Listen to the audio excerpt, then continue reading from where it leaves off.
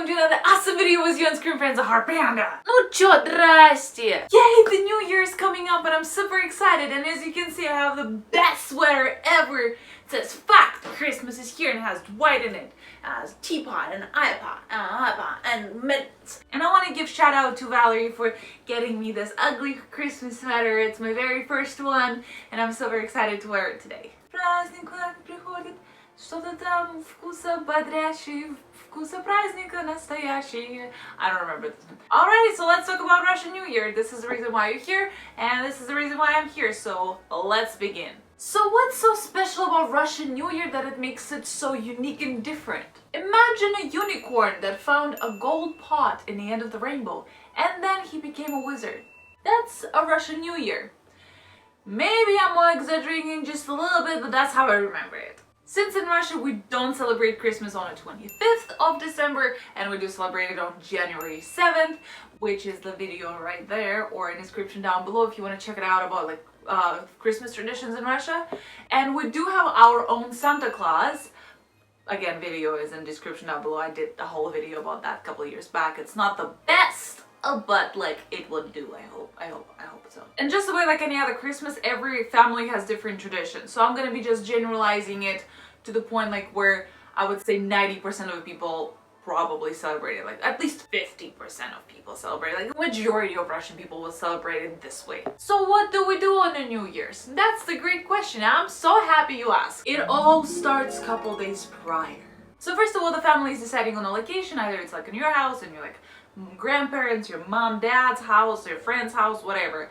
And then you begin decorating. So the decorations include the Christmas tree or a fir tree, whatever you want to call it. Again, looking exactly like in America or normal Christmas tree. And then we put some garlands. I know me and my mom used to put garlands on the wall, and we would like make it in the shape of the year that's coming. So it's like 2021. We'll like make it in a shape.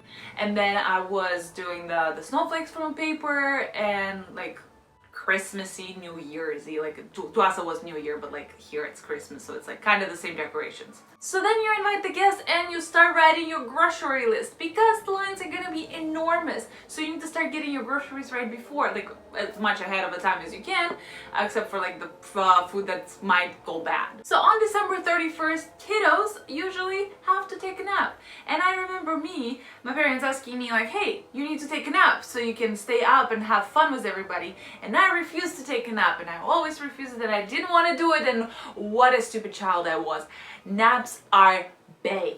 Naps are like bae. I personally always was doing some sort of resolutions. In Russia don't necessarily like have them like as much as in America, but like I used to write journals. I still write diaries and journals and stuff. So like I would always have some things that I want to watch, or something that I want to do, some things I want to improve. I remember one of the years I wrote down how many boys I have to kiss and stuff. And now I make like vision boards for the upcoming year. So the past couple of years I've been doing vision boards. And before I also had a list of things that I need to do before the year ends. Like brush my teeth for the last time in an old year, or like, I don't know, take a shower for the last time. I don't know why I was doing it, so don't judge me hard. So the same way like in a Christmas season you play like Christmas movies as in Grinch, like Home Alone, Die Hard.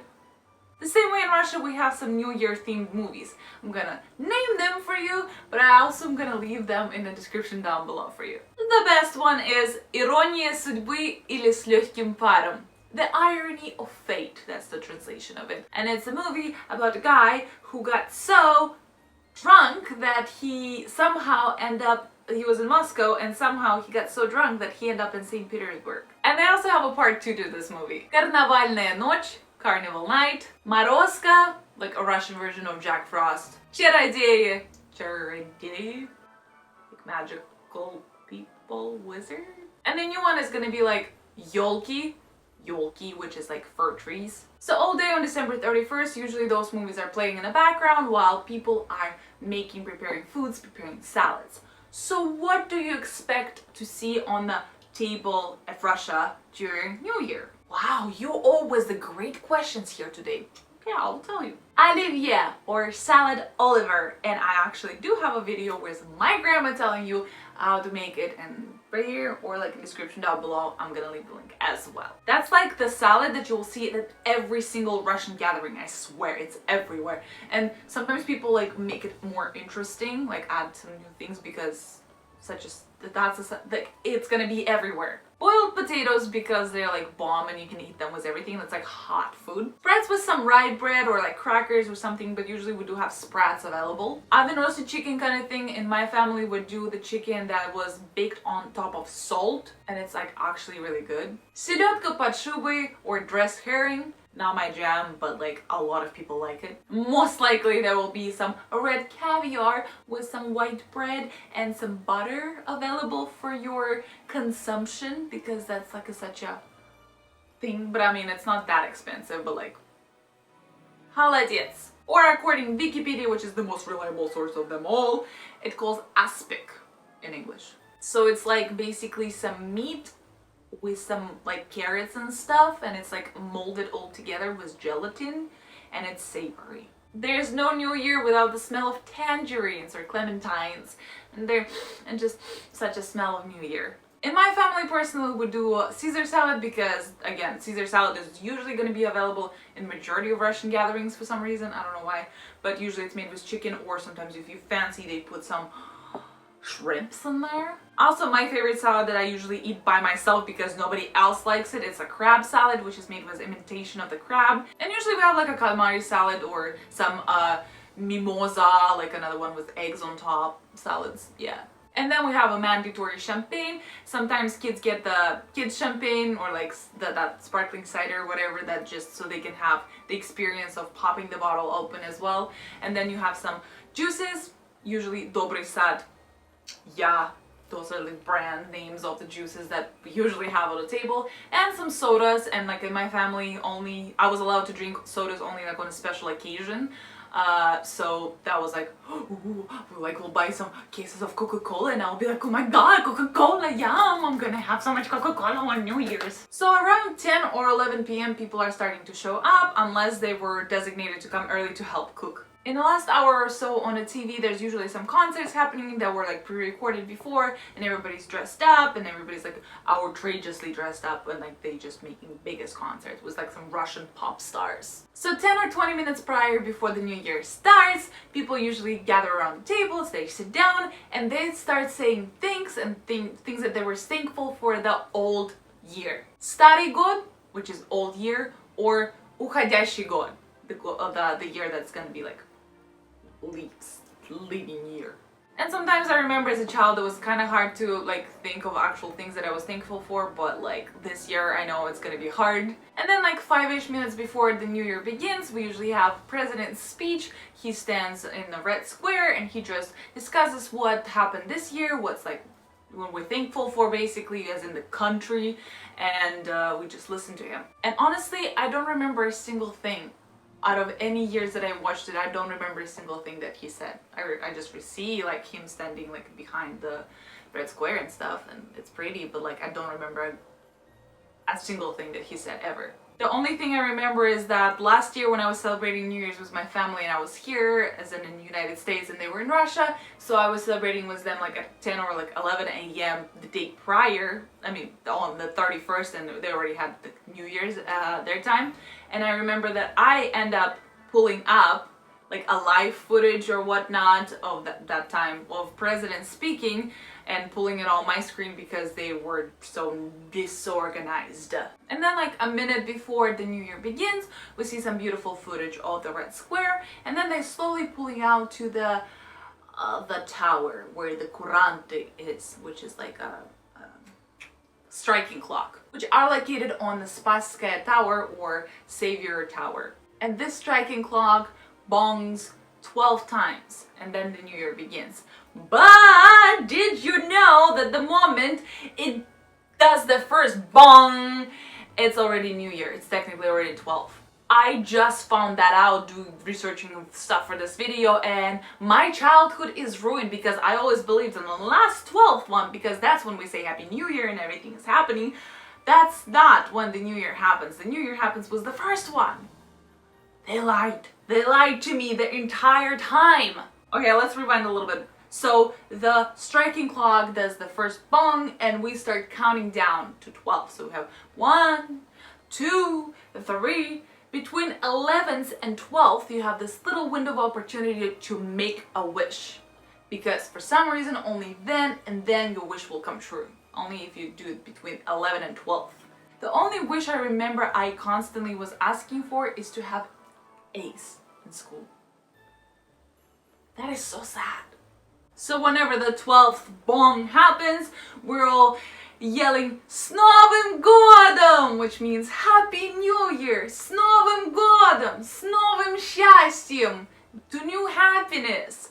And then we pop the champagne open and we pour the champagne and we're all yay and all happy, drinking champagne and just celebrating, saying hooray and all the happy things. And then usually like we sit down and eat a little bit and the kids run to the Christmas tree or a fir tree and then they start opening presents with their names. So we usually do gifts for kids on the New Year's, and again it's depending on the families. Like in my family where we're still doing gifts for every person, like I would come and like I would have a gift from like my grandmother, like my dad, my mom and everybody, you know, because I don't know, that's the way we are. But sometimes like people skip gifts, sometimes people just like do something else as a family tradition. Also, one year my dumbass somewhere read that if you write your wish on a piece of paper and while the clock's doing the bong bong, you basically light it on fire and then hold it and then put the ashes into your champagne glass and then you drink it,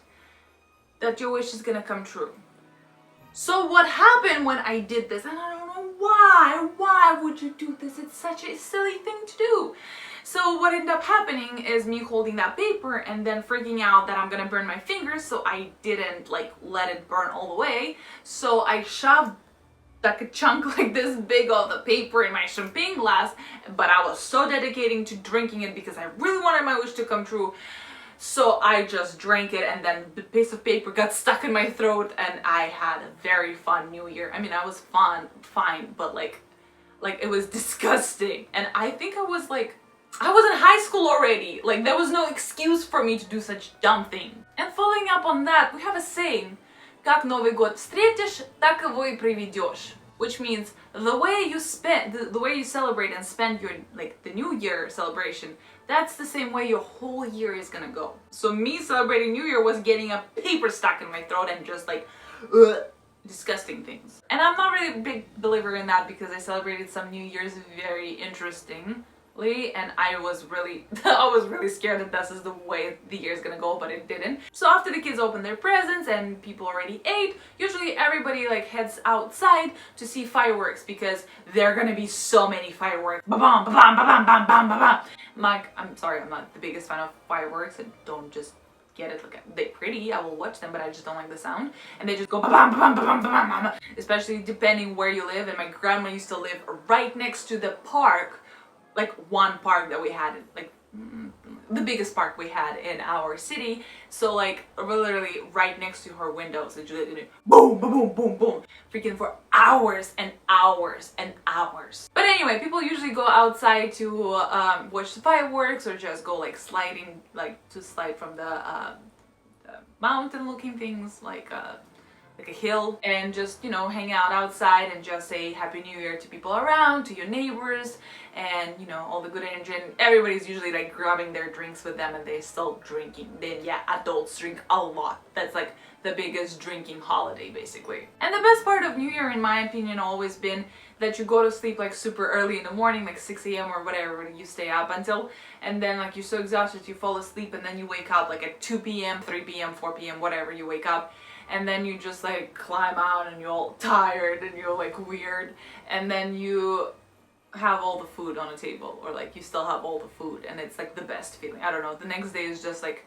you usually don't do anything the next day because you either hangover because you drank so much, or you just like hanging out and chilling the next day. Like the next day doesn't exist. The January 1st is just like a weird abstract thing. So everything around that time is getting closed. I mean, of course, some stores are open, and you know, and all the people who have to, like emergency people have to work, they do work. But a lot of businesses and companies that don't necessarily need to be open, they're not like emergency or essential, I would say, they close down. And they close down up until Christmas, which is on January 7th. So a lot of the times, if you didn't get your stuff done right before New Year's, you'll have to wait another week or two, depending on what it is, for things to be open again, so you can get stuff done, basically. So for a lot of people, it's like a mini vacation where you can just drink and hang out with your family and be, you know, happy. So this is how we celebrate New Year's in Russia, and if you think I missed out some information, or you do know that I missed out some information, or if you would like to share some stories about how you celebrate New Year's with your family, depending on your location and stuff, just let me know the location so I know. So it's like interesting to read for me. So leave me in the comments down below and I would love to read them. Thank you so much for watching this video. I hope you enjoyed it and you're gonna have a marvelous, absolutely wonderful day. Happy Christmas, Happy New Year, no, Merry Christmas, Happy New Year. And I'm gonna give you something special. I'm gonna give a PANDA POWER to you. And just remember that you're an awesome potato. And you know what some potatoes do? They smile.